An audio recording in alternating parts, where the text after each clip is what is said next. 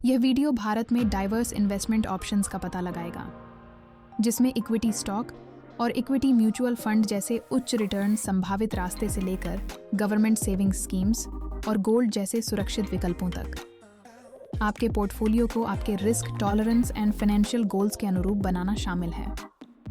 Hello everyone, welcome to our channel. Let's start with equity mutual fund. Equity mutual fund ये funds बहुत से investors से पैसे इकट्ठा करते हैं ताकि उन्हें अलग अलग स्टॉक्स में इन्वेस्ट किया जा सके, जो प्रोफेशनल्स द्वारा मैनेज किया जाता है। ये हाई रिटर्न्स के पोटेंशियल के साथ आते हैं, लेकिन वॉलेटिलिटी भी होती है, जो कि लंबे समय के इन्वेस्टर्स के लिए उचित है, जो ज़्यादा रिस्क टॉलरेट कर सकते हैं। इन्वेस्ट की गई राशि का ROI, रिटर्न ऑन इन्वेस्टमेंट, अलग अलग फंड्स जैसे large cap, mid cap, small cap आदि के प्रकार पर निर्भर करता है। 15% का वार्षिक रूप से बढ़ता हुआ ROI आमतौर पर अच्छा म्यूचुअल फंड माना जाता है। Equity stocks. इक्विटी निवेश में कंपनी के मालिकी के शेयर खरीदना शामिल होता है, जिससे इन्वेस्टर्स को उसके संपत्ति, लाभ और निर्णय निर्माण प्रक्रियाओं में हिस्सा मिलता है। इक्विटी निवेश में उच्च लाभ के संभावना को इनहेरेंट रिस्क्स के साथ संतुलित किया जाता है, जिसमें बाजार की अस्थिरता और कंपनी के प्रदर्शन में कमी के मामले में हानियों की संभावना शामिल है। कंपनियों के मौलिक सिद्धांतों को समझना, बाजारी स्थितियों का मूल्यांकन करना और धैर्य बरतना उत्तरदायित्वपूर्ण इक्विटी निवेश के महत्वपूर्ण पहलू हैं, जो इनहेरेंट रिस्क्स के साथ साथ पोटेंशियल रिवॉर्ड्स के भी संभावना लेकर आता है। Index funds and exchange traded funds, ETFs। ये पैसिवली इन्वेस्टमेंट ऑप्शंस मार्केट की इंडिसेस को मिमिक करता है, offering diversification and lower fees compared to actively managed funds। ये इन इन्वेस्टर्स के लिए सूट करता है जो मार्केट में मिनिमम इन्वॉल्वमेंट रहता है। इंडेक्स फंड और ETF बाकी इक्विटी म्यूचुअल फंड से भी सेफर माना जाता है। Gold investment, sovereign gold bonds और ETFs जैसे विकल्प विविधीकरण और बाजार की अस्थिरता के खिलाफ सुरक्षा प्रदान करते हैं, डिवर्सिफाइड पोर्टफोलियो में शामिल करने के लिए उपयुक्त होते हैं, जो निवेश के उद्देश्यों के साथ संगत होता है, जबकि फिजिकल गोल्ड अतिरिक्त लागत बरतता है और सावधानी से निकट किया जाना चाहिए। शारीरिक सोने में निवेश करने के समान, एक व्यक्ति गोल्ड बीज जैसे गोल्ड ETF में बहुत कम अतिरिक्त लागतों के साथ निवेश कर सकता है। Real estate investment. Real estate में इन्वेस्ट करने के लिए मार्केट ट्रेंड्स को असेस करना और पोटेंशियल इन्वेस्टमेंट का लोकेशन ढूंढना करना पड़ता है। इसलिए मार्केट को समझना और इन्वेस्टमेंट होराइजन को लॉन्ग टर्म रखने वालों को ज्यादा सूट करते हुए माना जाता है। कुछ real estate investment trusts, REITs, stock exchanges like BSE और NSE में मिल जाता है। Public provident fund, PPF। PPF एक गवर्नमेंट बैक्ड स्कीम है जो स्टेबल रिटर्न और टैक्स बेनिफिट का एडवांटेज देता है, लेकिन ये फंड 15 इयर्स का लॉक इन पीरियड रहता है। इसीलिए ये फंड कंजर्वेटिव इन्वेस्टर जो लॉन्ग टर्म इन्वेस्टमेंट होराइजन को देखता है, उन्हों को सूट करता है।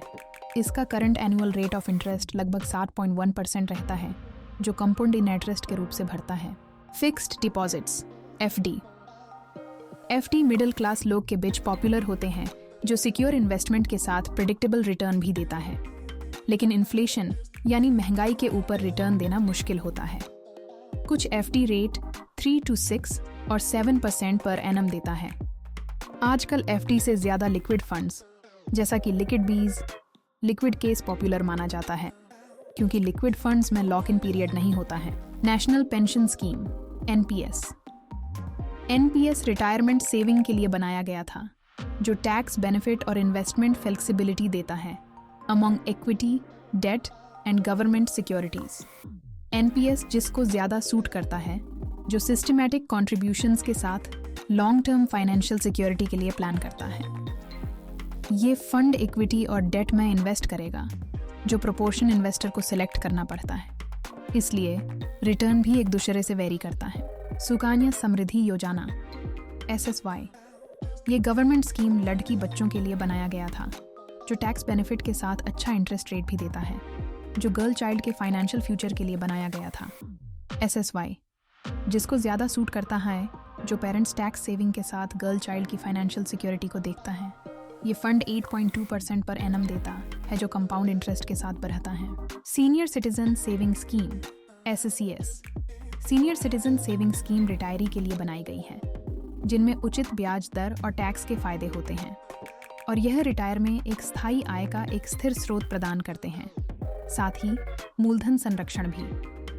Senior citizen saving scheme SCS अब रुपये 30 लाख तक की जमानत के लिए अनुमति देता है, जिसमें 5 साल का अवधि होता है, जिसमें 8.2% ब्याज दर, टैक्स के फायदे और सुरक्षित निवेश प्रस्तुत है।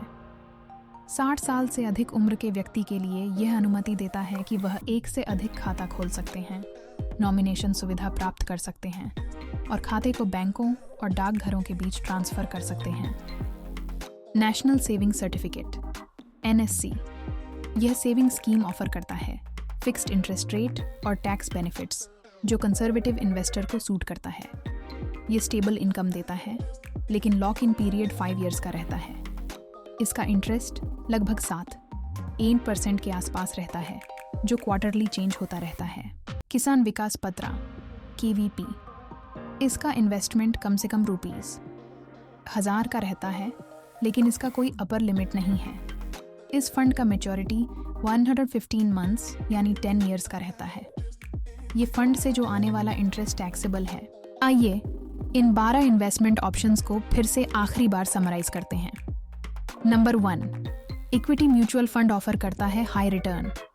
ये फंड डाइवर्स स्टॉक्स पर इन्वेस्ट करता है और रिस्क भी ज़्यादा होता है। 15% रिटर्न को अच्छा रिटर्न माना जाता है। नंबर 2, इक्विटी स्टॉक्स इन लोगों को सूट करता है जो कंपनी का फंडामेंटल एनालिसिस करना आता है। इसमें रिस्क ज़्यादा है करके माना जाता है। नंबर 3, इंडेक्स फंड और ETFs पैसिव इन्वेस्टमेंट ऑप्शंस, जो मार्केट इंडिसेस को रिफ्लेक्ट करता है। इस फंड का फीस कम रहता है और equity mutual funds and equity stock से ज़्यादा सेफ इन्वेस्टमेंट माना जाता है। नंबर 4, गोल्ड इन्वेस्टमेंट, जैसा कि सॉवरेन गोल्ड बॉन्ड्स और गोल्ड ETF पर किया जाता है, जो फिजिकल गोल्ड नहीं लेना चाहता है, क्योंकि फिजिकल गोल्ड में ज़्यादा टैक्सेस रहता है। नंबर 5, रियल एस्टेट में निवेश करने के लिए बाजार पर नज़र रखने और लंबी अवधि के क्षितिज पर विचार करना चाहिए। कुछ real estate investment trust RIITs, BSI और NSI पर लिस्टेड हैं। नंबर 6, PPF ऑफर करता है स्टेबल रिटर्न, लगभग 7.1% कंपाउंडेड एनुअली और 15 ईयर्स का लॉक इन पीरियड रहता है। नंबर 7, फिक्स्ड डिपॉजिट्स यानी FD ऑफर करता है secure investment with predictable returns, लेकिन इन्फ्लेशन को बीट करना मुश्किल होता है, क्योंकि कुछ FD 3 to 6% पर एनम ही देता है। आजकल लिक्विड फंड्स जैसा कि लिक्विड बीज, लिक्विड केस ज़्यादा पॉपुलर हैं FD के ऊपर, क्योंकि लिक्विड फंड्स में लॉक इन पीरियड नहीं होता है। नंबर 8, NPS टैक्स लाभ प्रदान करता है और फंड मैनेजर द्वारा डेट और इक्विटी में निवेश किया जाता है, जिसका निवेशक को निर्धारित करना होता है कि वह इक्विटी और डेट का कितना हिस्सा चाहता है। नंबर 9, SSY अत्यंत आकर्षक ब्याज दर प्रदान करता है, जो सालाना 8.2% के साथ संपोषित होता है और इसमें टैक्स बेनिफिट भी होता है। हालांकि यह फंड केवल लड़की के लिए है, जिसे 18 वर्ष के उम्र के बाद निकाला जा सकता है और इसका मैच्योरिटी 21 ईयर्स है। नंबर 10, SCSS देता है हाई इंटरेस्ट रेट्स अराउंड 8.2% और टैक्स बेनिफिट्स भी रहता है, लेकिन ये फंड सीनियर सिटीजन के लिए है जो 60 ईयर्स का उम्र हो चुका है। अप टू 30 लाख तक इन्वेस्ट कर सकता है for 5 years. Number 11, NSC offer करता इंटरेस्ट रेट अराउंड 7.1%, जो क्वार्टरली चेंज होता है और टैक्स बेनिफिट भी देता है। इसका लॉक इन पीरियड 5 ईयर्स का रहता है। नंबर 12, KVP देता है अराउंड 7.5%, लेकिन इसका lock in period almost 10 years यानी 815 मंथ्स का रहता है। इस फंड से जो आने वाला इंटरेस्ट टैक्सेबल होता है। वित्तीय निवेश निर्णय लेना जीवन के आर्थिक सुरक्षा और संपन्नता की दिशा में महत्वपूर्ण है, लेकिन इसमें जोखिम और नुकसान के आसार होते हैं। उन्हें सावधानीपूर्वक समझना और नियंत्रित करना भी अत्यंत आवश्यक है। For more videos like this, please subscribe to our channel. Thank you for watching.